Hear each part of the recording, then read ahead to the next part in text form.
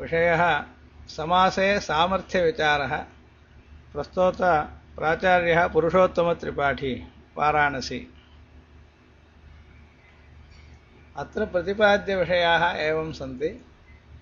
वैयाकरणभूषणे प्रस्तुत जहत्स्वार्थावृत्तिविषये तत्र च पदस्य स्वार्थत्यागसम्भवविचारः प्रस्तूयते। अस्मिन् विषये नागेशपक्षश्च उपस्थाप्यते। अनन्तरम् एकः विचारः स्वीक्रियते, यदि अन्य एव अर्थः तर्हि एकार्थीभावः कथं युज्यते। अस्मिन् विषये भाष्ये कैयटे च उक्तानां विचारः प्रवर्तते। एतदनन्तरम् असत्यप्रक्रियाश्रयणेन विवरणं, समर्थानां पदविधिः इत्यस्य विचारश्च भवति।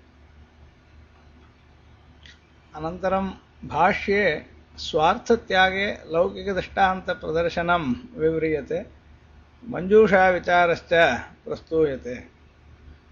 एतदनन्तरं शक्तिविषये, सम्बन्धांशे तथा अवयवसमुदायविषये च विचारः प्रस्तूयते। अनन्तरं कश्चन सन्देहः उपस्थाप्यते। वैयाकरणाः किं सिद्धान्तीकुर्युः यदि विभिन्नानां विदुषां मतभेदः वर्तते इति। अन्ततः शब्दार्थसम्बन्धनित्यत्ववादिनां शाब्दिकानाम् अस्मिन् विषये पङ्के निमग्नत्वमिव भाति इति व्याख्यातारः अभिप्रयन्ति।